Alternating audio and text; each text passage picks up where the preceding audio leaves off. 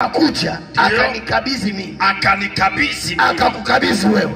Ndio maana kama uko mgonjwa karibia tu, haijalishi magonjwa gani, karibia. Yes. Wakati ambapo Yesu anataka kufufuka hapo, hawa walinzi walikuwa ni wapashaji wa habari njema ya Kristo. Ndio. Yes. Haleluya, haleluya. Amen. Pana watu wengine wanakaa maishani mwako kama vile walinzi. Wao wanakuja kwa ajili ya kutaka kukusonga. Wanakuwa kama wanakufuatilia ili kwamba waone jinsi utashindwa. Lakini nikuambie ya kwamba wale wanaokuja nyuma zako watakuwa ni walinzi tu, bali hawatafanya kitu. Wengine wanajifanya kama maadui, lakini hawana uwezo juu yako. Watu wanakushambulia lakini hawana mamlaka juu yako. Haleluya, haleluya. Kilichopitikana kwenye kaburi la Kristo ni maandiko yanasema wakati ulipowadia pakaja na ghafula mtetemeko mkuu. Na lile tetemeko lilipopita, wale waliokuwa kaburini, wale watakatifu waliofungwa na shetani miaka, wakafunguliwa. Tangazie mtu mmoja ambaye huduma yake imefungwa siku za kutosha. Nitangazie mtu mmoja ambaye amejaribu kutoboa katika mji lakini imeshindikana. Lakini nije na hii neema ya Jehova siku ya leo nikutangazie ya kwamba ile neema ya ufufuko inakuja kufufua hata huduma yako. Ile neema ya ufufuko inakuja kuripua vipawa vipya, inakuja kuripua karama nyipya, inakuja kuripua huduma za nguvu. Tunatangaza tena, upewe tena, pokea tena huduma ya nguvu jioni. Yes. Wale waliokuwa na karama zikazimishwa, neema ya Mungu itawaangazia jioni ya leo. Haijalishi miaka ambayo umepoteza, haijalishi makosa uliyofanya, lakini siku ya leo kana neema ya marejesho tena. Haleluya. Hapa kwenye kaburi hapa, walinzi wanasimama na silaha zao. Wanachunga Yesu kaburi yao. Kuna muda ambapo watu watakaa kwa ajili ya kuwa kama walinzi kwako. Wanakuwekea mipaka ili kwamba usiendelee. Lakini nikutangazia kwamba hata wanaweka mipaka, hawatajua nafasi yako. Hawatajua tukipenya. Pana watu wanafikiri kwamba tunapata kupita sehemu ambako wanafikiria. Lakini kwambie kwamba pana wengine ambao hawafungiwi milango. Rudia tena. Nasema hivi. Sema. Pana watu ambao, kuna watu ambao watafunga milango. Hata ukifunga milango, watafunga madirisha ili kwamba wao sitoboe. Lakini wao wabakiane funguo zao, wabaki na mageti zao. Lakini sisi hatutapita kwenye mlango. Watashituka tu kuona kwa tunaendelea. Tumepenya.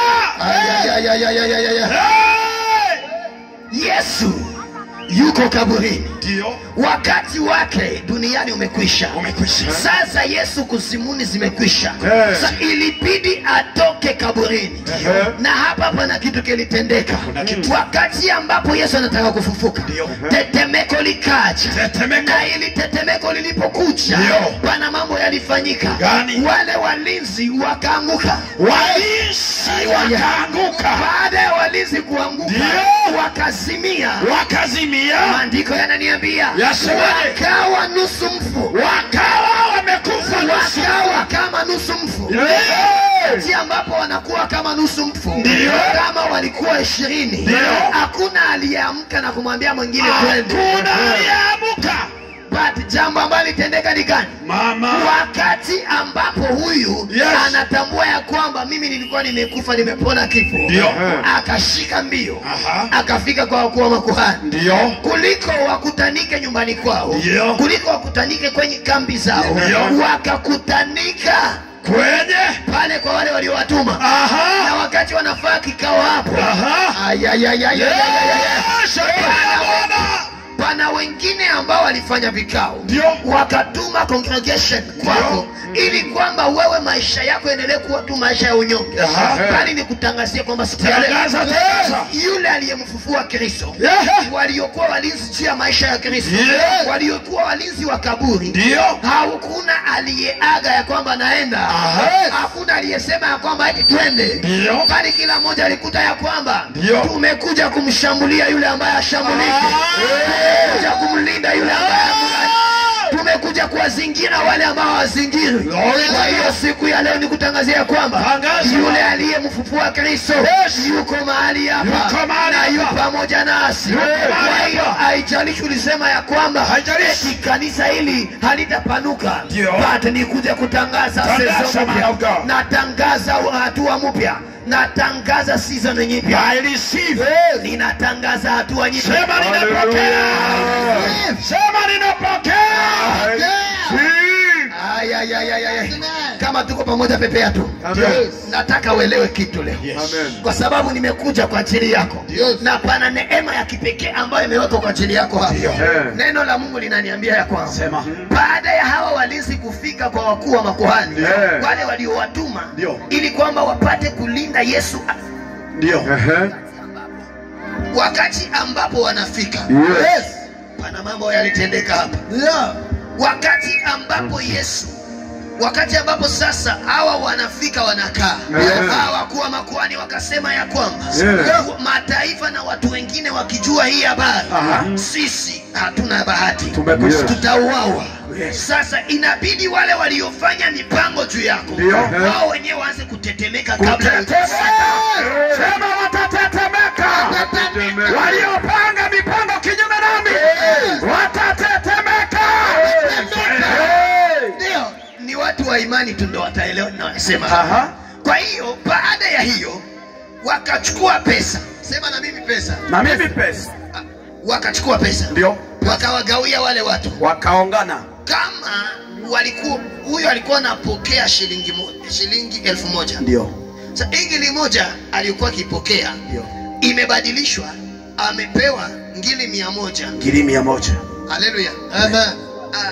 If you have been receiving 1,000, Yes. it become 100,000. Kama alikuwa anapokea ngili 1, sasa anapokea 1,100. Then this 100 shillings, Hii 1,100 when they gave them it, wakati waliipeana kwao, there is something which changed. alafu kitu kikabadilika. When this one reached at his, when he reached at his place, hallelujah, huyu mtu alipofika kwenye nafasi yake nyumbani kwake, mke wake ambaye alizoea kupata 1,000 akaona 1,100. 1,100. Pana mambo yalitendeka.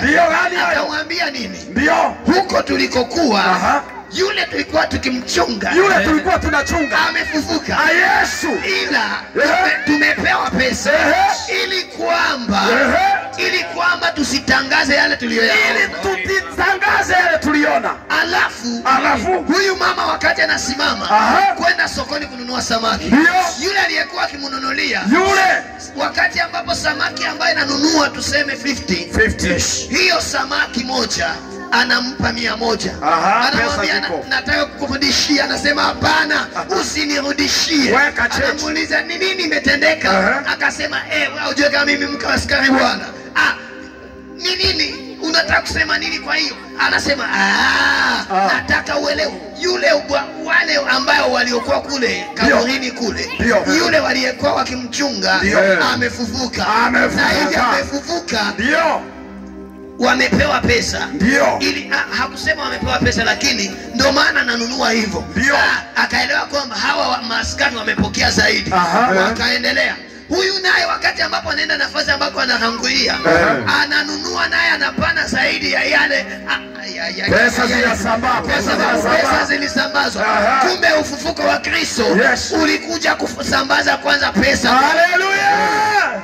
Injili ilikuwa haijaanza kuhubiriwa, lakini hawa waliisambaza injili na pesa. Wanasema alifufuka, wakawa wanapana pesa ya zaidi. Amen. Bwana akupe pesa ya zaidi. Bwana akupe pesa. Sema ninapokea pesa. Ninapokea pesa.